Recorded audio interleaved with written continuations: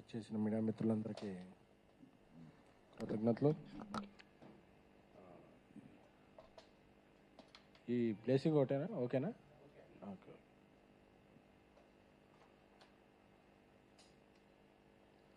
నాకు వేణుస్వామి గారు అంటే చాలా ఇష్టం. ఎందుకంటే ఎప్పుడన్నా బాగా స్ట్రెస్ ఉంటే ఆయన వీడియోలు నాకు చాలా కామెడీగా అనిపించాయి.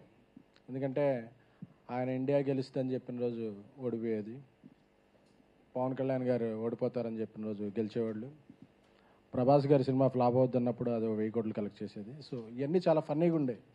అప్పుడప్పుడు యూట్యూబ్లో కామెడీ చేసే స్టార్స్ చాలామంది ఉన్నారు మనకి. సో అలా కామెడీ చేసే వ్యక్తి ఏమనుకున్నా కానీ ఆయన వ్యక్తిగత జీవితాల్లోకి వెళ్ళి కామెడీతో ఆగుంటే జర్నలిస్ట్ అసోసియేషన్ వీళ్ళు కూడా మనం కూడా ఏదన్నా అసోసియేషన్లో ఈవెంట్ ఏదైనా జరిగినప్పుడు ఆయనతో కూడా స్కిట్ చేయించేవాళ్ళం. బట్ ఆయన వెనకున్నది కామెడీ చేయటం కాదు, ఇతరుల వ్యక్తిగత జీవితాల్లో చొరబడి ఆయన పాపులారిటీ పెంచుకోవటం అనేది లేట్గా తెలిసింది అందరికీ. అంటే ఎవరో సీరియస్గా తీసుకోవాలా, ఇంతవరకే సీరియస్గా తీసుకుంటే బాగుండేది. సరే ఏదో ఇలా పాలిటిక్స్లో ఉన్న వాళ్ళకి క్రికెటర్ల మీద ఇలాంటి కామనే కదా ఇప్పుడు అని చెప్పి అనుకున్నారు. సో ఒక జంట, ఒక సెలబ్రిటీ కపుల్ వివాహం చేసుకుందాం అనుకున్న ఎంగేజ్మెంట్ రోజే వీళ్ళు విడిపోతారు అనే భావజాలానికి, ఒక అసహ్యకరమైన భావ ప్రకటనకి జ్యోతిష్యం పేరుతో ఆయన లోకి వెళ్ళిపోయినప్పుడు, ఎందుకంటే ఈ మధ్య ప్రెస్ మీట్లో జరుగుతున్నప్పుడు నేను జర్నలిస్ట్ అసోసియేషన్ నుంచి ప్రొడక్షన్లోకి వెళ్ళాక నేను ఎప్పుడు వచ్చినా అందరితో మీడియా మిత్రులతో షేర్ చేసుకుంటున్నా, చూడండి ఆ ప్రెస్ మీట్లో ఇలాంటి క్వశ్చన్ అడిగినప్పుడు ఇలా అవుతున్నారు ఇలా జరుగుతుందని. సో అందరూ కూడా ఈ ఇన్సిడెంట్నే అందరూ కూడా ఎందుకంటే ఒక కపుల్, ఎందుకంటే శుభమాన పెళ్లి చేసుకుంటుంటే ఎప్పుడైనా సరే మనం ఎవరైనా సరే సుఖీ భవ అంటాం, అంతేగాని ఇంకేదో అనం. అది అనేది సంస్కారం. ఎందుకంటే జ్యోతిష్యం ఇలాంటివన్నీ శాస్త్రీయత ఉందా లేదా అన్న వాటిని మన పురాణాల్లో గొప్ప శాస్త్రాల కిందే చెప్పారు. సో వాటన్నిటికీ సంస్కారం ప్రధానం. కానీ సంస్కారం లేకుండా నిన్న ఆయన వీడియో ఏదో చూశాను, బ్రాహ్మణులందరూ సపోర్ట్ చేయాలి, వీటి కులాలు ఏంటండి? అలా అయితే ఇప్పుడు ఆ పెళ్లి చేసుకునేది ఒక బ్రాహ్మణ యువతే కదా, తప్పు కదా. అసలు కులాలేంటి, మతాలేంటి అంటే నేను చాలామంది సెలబ్రిటీలు చూశాను, లేదండి మాకు ఇలాగా ఈ పూజ చేయిస్తే ఇలా అన్నారండి, ఈ పూజ చేయిస్తే ఇలా అన్నారండి, ఈ పూజ చేయాలి ఇస్తే, అది ఎవరు వ్యక్తిగతం, వాళ్ళకి ఇష్టం ఉంటే పూజ చేయించుకుంటారు, లేకపోతే లేదు. బట్ చూసిన చాలా వీడియోల్లో చాలామంది మనోభావాలు దెబ్బతింటమే కాదు, ఒక వికృతమైన పోకడది. వీళ్ళు విడిపోతారు, ఒక 2 ఏళ్ళలో ఒక టాలీవుడ్ హీరోలో ఒక చచ్చిపోతాడు, ఏంటిది అంటే ఎంతోమంది భయభ్రాంతులు చేయన. ఇప్పుడు మనం చెప్తుంటారు, ఇప్పుడు ఎలాంటి అంటే మనకు అప్పుడప్పుడు ఫోన్ వస్తుంది, ఎయిర్పోర్ట్లో బాంబు పెట్టారంట అని చెప్పి, అది ఫేక్ కాలే అవుద్ది, బట్ భయపడతాం, అందరూ అలర్ట్ అవుతాం, అందరూ సెర్చ్ చేస్తారు, సెర్చ్ చేసిన తర్వాత ఆగతాయని పట్టుకుని జైల్లో వేస్తారు. అలాంటి ప్రక్రియ జరగాలి, లేకపోతే ప్రతిసారి ఆ హీరో చచ్చిపోతాడు, ఈ హీరోయిన్ చచ్చిపోద్ది, లేకపోతే విడిపోతారు, ఈయన ఓడిపోతాడు అంటే చాలామందికి ఇబ్బంది కలుగుతున్నాయి. సో పొలిటికల్ ప్రెడిక్షన్స్ వీటిని మనం వాళ్ళ విజ్ఞతకి వదిలేసిన, ఇక కుటుంబాల మధ్య కూడా ఒక వివాహ వ్యవస్థలో కూడా ఇటువంటి పర్సనల్ జీవితాల్లో కూడా జ్వరపడుతున్నప్పుడు జర్నలిస్ట్ అసోసియేషన్, ఎందుకంటే జర్నలిస్ట్ అసోసియేషన్ జర్నలిస్టుల సంక్షేమం కొరకు, అలాగే ఫిల్మ్ ఛాంబర్, డైరెక్టర్ అసోసియేషన్,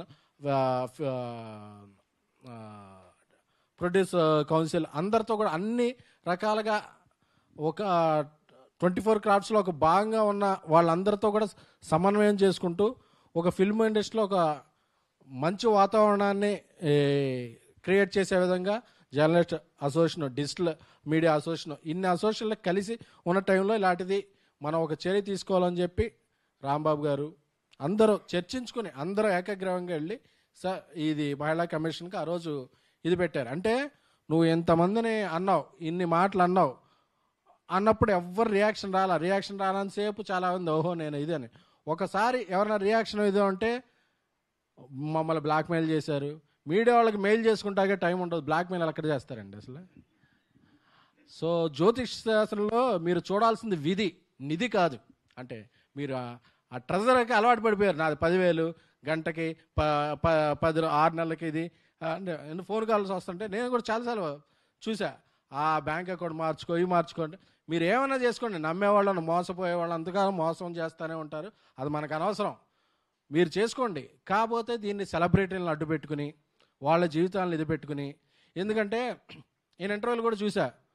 ఒక ఇంటర్వ్యూలో పవన్ కళ్యాణ్ గారు ఓడిపోతారని చెప్తాడు, ఒక ఇంటర్వ్యూలో పవన్ కళ్యాణ్ గెలుస్తారని చెప్తాడు. మన అన్ని ఇంటర్వ్యూలు ఫాలో అవ్వంగా ఆ రిజల్ట్ రాగానే చూసారా నేను చెప్పాను పవన్ కళ్యాణ్ గారు గెలిచారని చెప్తాను. ఆ ఇంటర్వ్యూలో కన్నా అంటే అదన్నా నా తర్వాత మారింది అంటే 2-3 చెప్తుంటే మనమే చెప్తాం. ఎందుకంటే ఎస్ ఆర్ నో ఉంటాయి. ఈయనకి ఎస్ అని చెప్పి ఆయన నో అని చెప్పి చూసారా చెప్పేది ఎస్ అయిందంటే ఆయన చెప్పాను చూసారా వీరశంకరెడ్డి అంటే ఈయన చెప్పింది కూడా ఉంటుంది. ఇవన్నీ ఆన్ రికార్డ్. ఇలాంటి ఇదిలో ఈయన చాలా కాలం నుంచి, ఎందుకంటే ఆ హీరోకి ఒంట్లో బాగోట్లేదంట. నువ్వేనా డాక్టర్వా? నువ్వేనా స్కానింగ్ సెంటర్ నడుపుతున్నావా? ఇప్పుడు ఒక డాక్టరే ఒక రోగికి ఏదన్నా ఉంటే ఒకళ్ళకి ఎవరైనా ఉంటే దాన్ని బయటికి చెప్పరు. అదేంటంటే ఇది సంస్కారం. అలాగే విజ్ఞాన శాస్త్రం, అలాగే నువ్వు జ్యోతిష శాస్త్రాన్ని నిజంగా పాటించేవాడు అయితే ఒకళ్ళకో లోపల నిజంగా నీకు ఉందని తెలిసింది ఉంటే వాళ్ళకి ఎవరికైనా చెప్పు, లేకపోతే నీలో ఉంచుకో. అంతేకాని ఇలా జరుగుద్ది పోనీ నువ్వు చెప్పినవన్నీ జరిగినాయా? జరగలేదుగా.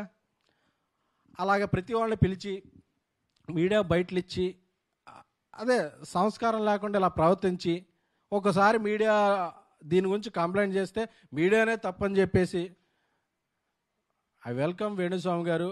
మీడియాలో కానీ మీడియాలో వ్యక్తులు కానీ మీరు అలా ఎవరైనా బ్లాక్మెయిల్ చేస్తుంటే మీరు సాక్ష్యాలు, ఎందుకంటే మీరు గ్రహాల కదలికల్ని శాసిస్తారు, అదే తెలిసిపోతాయి మీకు.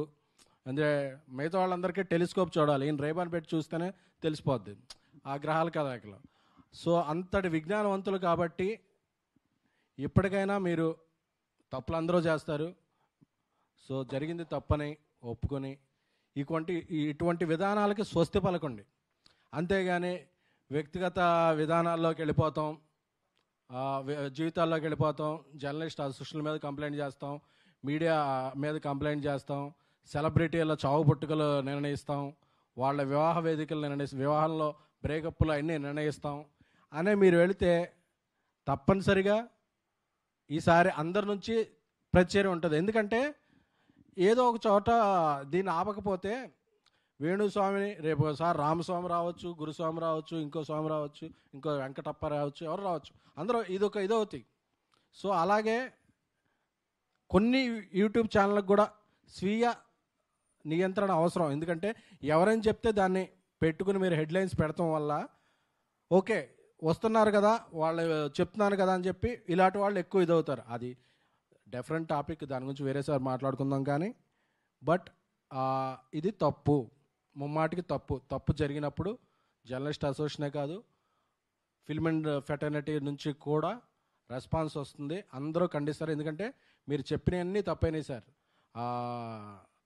పవన్ కళ్యాణ్ గారు అసలు గెలవరు అని చెప్పారు. అది ఎంత ఇదైందో ఆయన ఇప్పుడు ఎక్కడున్నారో తెలిసింది. ఇండియా ఆ రోజు మీరు చాలా వీడియోలు పెట్టారు అప్పుడు క్రికెట్ గురించి, అందుకే అందరూ హ్యాపీ కూర్చుంటే ఓడిపోయింది. అలాగే ప్రభాస్ గారి సినిమాలు అస్సలు ఆడవని చెప్పారు. చాలా అభిమానులు అసలు ప్రభాస్ గారు ఎప్పుడో ప్రెస్ మీట్ రారు, సోషల్ మీడియాలో ఉండరు, ఆయన పెద్ద యాక్టివ్గా ఎవరితో ఇదవరు, ఆయన పని ఆయన చూసుకుంటారు. ఆయన అభిమానులు కూడా చాలా బాధ పెట్టారు. తీరా చూస్తే ఇండియాస్ బిగ్గెస్ట్ హిట్ అయింది ఈరోజు కల్కి. సో ఇవన్నీ కూడా మీరు ఎన్ని తప్పులని తెలిసినా ఇక పెళ్ళిళ్ళు వీటిలో కూడా అంటే ఏదో ఒకటి నిరూపించుకోవాలని చెప్పి ఒక 3 ఏళ్ళు టైం పెడితే 3 ఏళ్ళలో డిస్కషన్ పాయింట్ అవుద్ది. కానీ ఇలాంటివి చేయకండి సార్. ఎందుకంటే జ్యోతిష్య శాస్త్రమే కాదు, ఏ పురాణాలు, ఏ ఇతిహాసాలు, ఏ భారతం, ఏ రామాయణం, ఏ శాస్త్రం కూడా మనిషిని మనిషిగా గౌరవించు, వీలైతే మంచి చేయంటే తప్ప అతను చావు పుట్టుకలు నువ్వు చెప్పలేవు. అంత శాస్త్రం తెలుసుకున్న వాళ్ళైతే ఇప్పుడు వీటిలో మీరు జైలుకి వెళ్తారా వెళ్ళరా, మిమ్మల్ని ఎవరన్నా బయట ఎలాంటి చెప్పినా ఫ్యాన్స్ కొడతారా కొట్టరా, ఇలాంటి ఒక పోల్ నిర్వహించండి. దాంట్లో ఏం వస్తుందో చూసి అది రిజల్ట్కి ఏమవుద్దో అది చూడండి ఒకసారి. ఎందుకండి బాగుందాం, అందరం బాగుందాం. మీకు అలాంటివి నిజంగా విద్యలు తెలుసుంటే దాన్ని మంచిగా ఉపయోగించండి. అంతేగాని మీ పాపులారిటీకో మీ బ్యాంక్ బ్యాలెన్స్ పెంచుకుంటాకో మీడియాలోని కొందరు వ్యక్తుల మీద చేస్తే మీడియా సంఘటితంగా ఉంటుంది, జర్నలిస్టులు సంఘటితంగా ఉంటారు, ఫిల్మ్ ఇండస్ట్రీ సంఘటితంగా ఉంటుంది. పరిణామాలు చాలా తీవ్ర స్థాయిలో ఉంటాయి. Thank you.